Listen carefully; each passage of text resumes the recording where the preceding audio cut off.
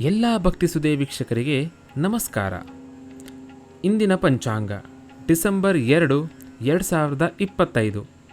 ವಿಶ್ವನಾಮ ಸಂವತ್ಸರ, ದಕ್ಷಿಣಾಯಣ, ಹೇಮಂತ ಋತು, ಮಾರ್ಗಶಿರ ಮಾಸ, ಶುಕ್ಲ ಪಕ್ಷ, ಮಂಗಳವಾರ.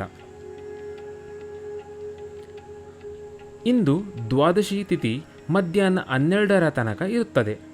ಅಶ್ವಿನಿ ನಕ್ಷತ್ರವು ಸಾಯಂಕಾಲ 6 ಗಂಟೆ 15 ನಿಮಿಷದ ತನಕ ಇರುತ್ತದೆ. ಅಮೃತ ಸಿದ್ಧಿ ಯೋಗ. ಈ ಯೋಗವು ಮಧ್ಯಾಹ್ನ 12ರಿಂದ 1:30ರ ತನಕ ಇರುತ್ತದೆ.